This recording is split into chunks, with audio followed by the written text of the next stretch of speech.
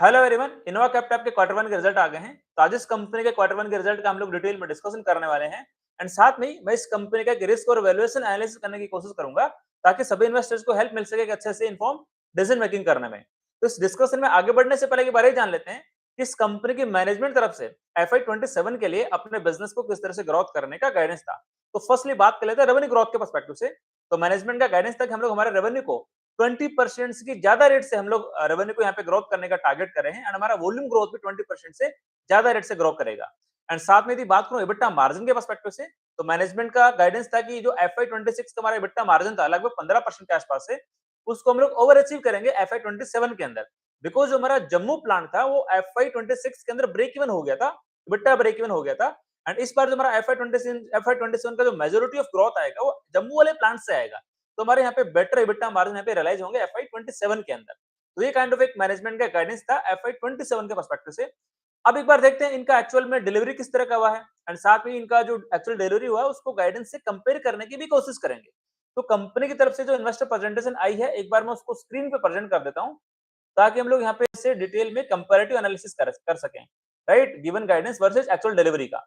तो I think screen आपको दिखाई पड़ रही होगी। तो फर्स्ट बात कर लेते हैं रेवेन्यू ग्रोथ के पर्सपेक्टिव से। तो इनका रेवेन्यू यहाँ पे 34% से ग्रोथ किया वाई ऑन वाई। एंड यदि सेगमेंटल वाइज बिजनेस की बात करें, तो इनका जो दोनों टाइप के बिजनेस है, सीडीएमओ वाला बिजनेस भी है और ब्रांडेड जेनरिक वाला बिजनेस भी है।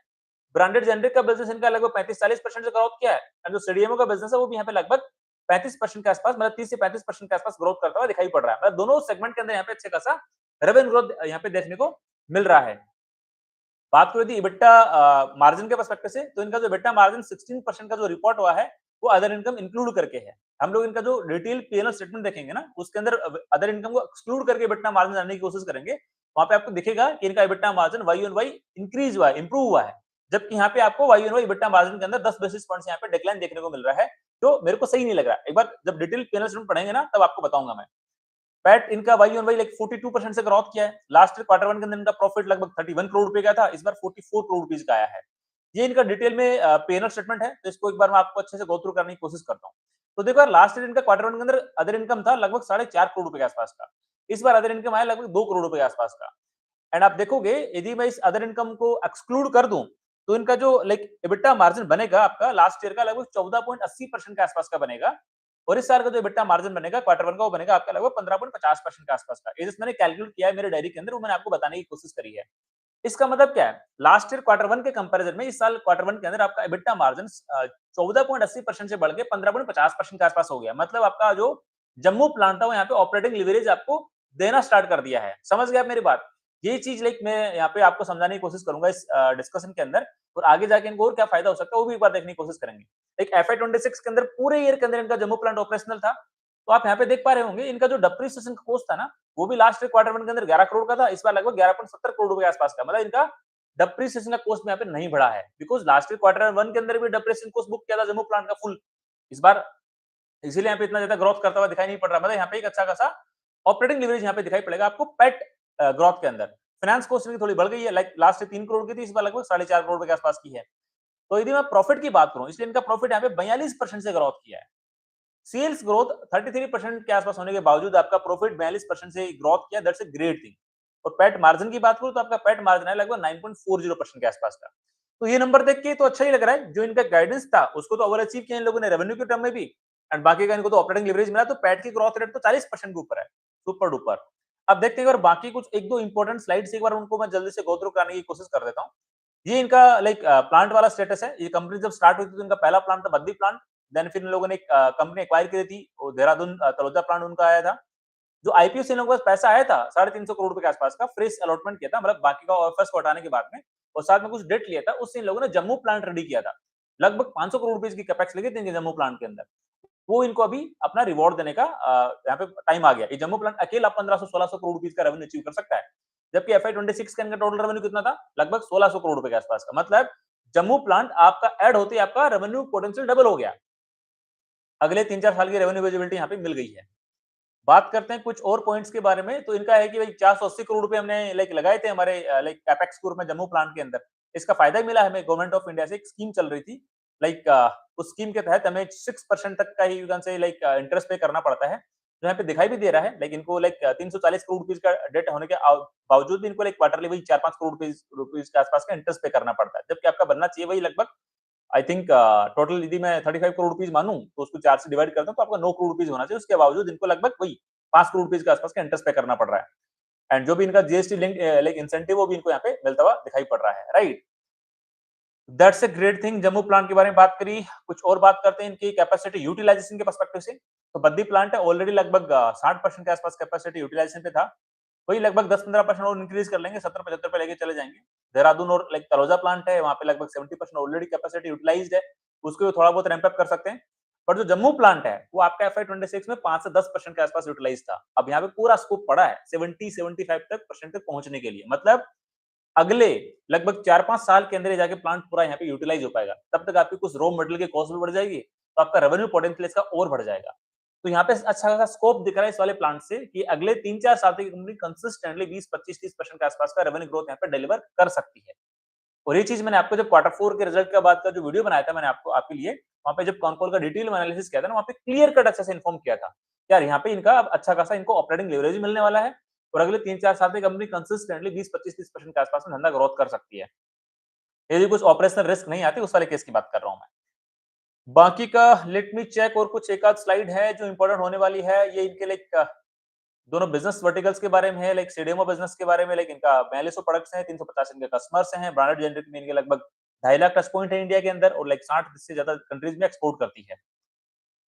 एंड ये इनके लिए कुछ साइंटिस्ट लोगों की टीम है, इन लोगों ने यहाँ पे बताने की कोशिश करी। आई थिंक ठीक है, मैक्सिमम पॉइंट्स हमने यहाँ पे लाइक बस से कवर कर लिए हैं। मैक्सिमम स्लाइड जो हमारे लिए डिस्कशन के लिए इंपॉर्टेंट थी, मैक्सिमम ऑफ द स्लाइड्स मैंने यहाँ पे कवर करने की कोशिश कर ली है, राइट। ठीक है, यस राइट, ठीक है।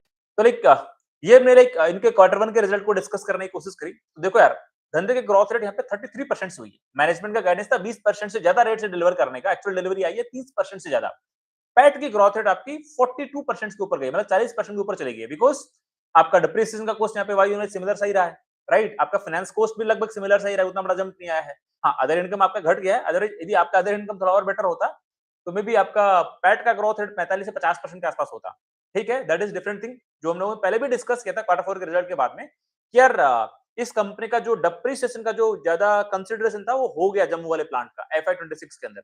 अब FY27 के अंदर इनको डिप्रिसिएशन की कॉस्ट के अंदर ज्यादा बड़ा जंप नहीं दिखाई पड़ेगा। धंधा ग्रो करेगा 25-30% से या फिर 20-25-30% से, आपकी डिप्रिसिएशन कॉस्ट यहाँ पे लगभग सिमिलर रहेगी। उससे इनको एक बेटर ऑपरेटिंग लिवरेज मिलेगा और डेफिनेटली इनको यू कैन सी का पैट का ग्रोथ रेट रेवेन्यू के ग्रोथ रेट से ज्यादा डिलीवर होगा। ये हमने क्लियर कट पहले भी जो कॉन कॉल का हाइलाइट्स को हमने डिस्कस किया था Q4 के रिजल्ट के बाद में, उसमें अच्छे से हमने डिस्कस करने की कोशिश करी थी और सिमिलर काइंड ऑफ रिजल्ट यहाँ पे यू कैन से Q1 के अंदर यहाँ पे देखने को मिल रहे हैं। हाँ, मैनेजमेंट का गाइडेंस था 20% का, डिलीवरी आई 30% ज्यादा की, दैट्स अ ग्रेट थिंग। वो अच्छी बात है भाई, कंजर्वेटिव यहाँ पे गाइडेंस देना चाहती है मैनेजमेंट और ओवर डिलीवर करना चाहती है, दैट्स अ ग्रेट थिंग। और हाँ, जम्मू प्लांट तो अभी इनका पूरा बाकी पड़ा है ना यार, अभी तो 10% ही यूटिलाइज था FY26 तक। जैसे जैसे आगे पहुंचेगा उस अकेले उस प्लांट का पोटेंशियल 1600-1700 करोड़ रुपीस के आसपास का रेवेन्यू अचीव करने का है। FY26 के अंदर रेवेन्यू लगभग 1600 करोड़ रुपए के आसपास का था, मतलब जो एग्जिस्टिंग प्लांट है इनके पास में उस सबसे मिला के 3500 से 4,500 करोड़ रुपीस के आसपास तक लोग रेवेन्यू अचीव कर सकते हैं अगले 2-3-4 साल की बात की बातें कर रहा हूँ। मतलब इनके पास अपने रेवेन्यू को अराउंड लगभग 2x तो मिनिमम यहाँ पे इनके पास पोटेंशियल है अचीव करने का नेक्स्ट 3-4 साल के अंदर। एंड साथ में इन लोगों ने तो एक नया कैपेक्स का भी अनाउंसमेंट किया था Q4 की कॉन कॉल के अंदर। ये लोग कुछ आई थिंक हिमाचल के अंदर एक लैंड पार्सल एक्वायर किया है, आई थिंक कुछ 20-25-30 करोड़ रुपए के आसपास का। उस पे एक नया प्लांट बनाएंगे, उसका 170 करोड़ रुपीस का कैपेक्स बनेगा और उसका रेवेन्यू पोटेंशियल 500 करोड़ रुपए के आसपास का होगा। बट वो FY28 में यू कैन से कैपेक्स आएगा। ठीक है, मतलब इनके पास एक अच्छी खासी कैपेसिटी है नेक्स्ट 4-5 साल के पर्सपेक्टिव से अपने धंधे को लगभग वही 3500 करोड़ रुपीस तक का आसपास का रेवेन्यू अचीव करने का। हाँ, ऐसा नहीं है कि यहाँ पे कोई आपको रेवेन्यू का ग्रोथ रेट 40% दिखेगा, 50% दिखेगा। एक इनकी मैनेजमेंट का हमेशा यही कहना होता है कि हम लोग हमारे बिजनेस को वही लगभग यू कैन से 3 से 4 साल में डबल करने का टारगेट करते हैं। तो नेक्स्ट 3-4 साल में फिर से डबल कर देंगे, 1600 करोड़ से बढ़ा के में भी 3200-3500 करोड़ कर देंगे नेक्स्ट लगभग 4 साल के आसपास में, 3-4 साल के आसपास में। उसी तरह का इनका ट्रैजेक्टरी रहता है कि नेक्स्ट जब हमारा रेवेन्यू अचीव हो जाएगा उससे पहले हम लोग नया प्लांट ऑलरेडी कर देंगे। तो ये चीज ये लोग यहाँ पे डिलीवरी कर रहे हैं। तो ये हमने लाइक Q1 के रिजल्ट की बात की, थोड़े बहुत लाइक पुराना जो कॉन कॉल था उनके कुछ हाइलाइट्स की मैंने यहाँ पे डिस्कशन करने की कोशिश करी है। ऑल्दो डिटेल में मैंने वीडियो बनाया था, आप उसको रेफर कर सकते हो यदि आपको डिटेल में जानकारी लेनी है तो। अब थोड़ा इस कंपनी का रिस्क एनालिसिस कर लेते हैं यार। तो आपको तो पता ही है फार्मा प्रोडक्ट्स की मैन्युफैक्चरिंग का बिजनेस है, तो बहुत ज्यादा कंप्लायंट बिजनेस होता है। आपको कंप्लायंस से कॉम्प्रोमाइज बिल्कुल नहीं करना है। तो यदि आपका कोई कंप्लायंस ब्रेक हुआ और कहीं से कुछ इरेगुलरिटीज मिली, कुछ इश्यू आया किसी भी लाइक अथॉरिटी की तरफ से, तो आपके प्लांट आपका वो स्पेसिफिक प्लांट कुछ डेज के लिए, कुछ महीने के लिए बंद हो सकता है, शट डाउन हो सकता है। सेकंड रिस्क लाइक आपका जो क्या बोलते हैं, कुछ आग वाग लग गई प्लांट में, वही काइंड ऑफ रिस्क है, वो you can say once in a case वाला रिस्क है। लाइक ठीक है, बट जो भी XYZ है, एक वाला कंसर्न तो यहाँ पे है ही है। मे बी रिस्क कभी आ सकता है, बट मेरे को मेजर रिस्क यहाँ पे कंप्लायंस वाले पर्सपेक्टिव से लगता है, बिकॉज़ आपके जो बड़े-बड़े क्लाइंट्स हैं जिनके लिए आप सीडीएमओ का काम करते हो ना, तो उनके लिए जब काम करोगे तो ऑब्वियसली आपके यहाँ पे वो ऑडिट्स करवाएँगे। ऑडिट्स करवाएँगे तो डेफिनिटली वहाँ पे कुछ यदि इरेगुलरिटी मिली तो आपका या तो कॉन्ट्रैक्ट जा सकता है उन क्लाइंट की तरफ से, या फिर आपका प्लांट कुछ दिनों के लिए किसी बड़ी अथॉरिटी का क्वेरी आ गया वहाँ पे, तो आपका फिर हमें प्लांट कुछ दिनों के लिए बंद करना पड़ सकता है। ये रिस्क यहाँ पे नज़र आता है। फार्मा बिज़नेस के अंदर सारे कंपनीज़ पे ये रिस्क यहाँ पे मद्देनज़र बनता रहता है।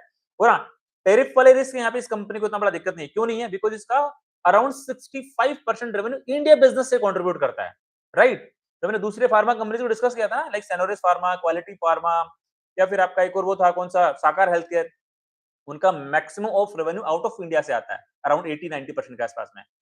इनोवा कैप्टेव का मैक्सिमम रेवेन्यू इंडिया से आता है। बाकी का जो रेवेन्यू बचता है 30-35% के आसपास, वो आउट ऑफ इंडिया से आता है। यूएसए का एक्सपोज़र बहुत कम है, 5-7% के आसपास में ही, मान लो आप मैक्सिमम।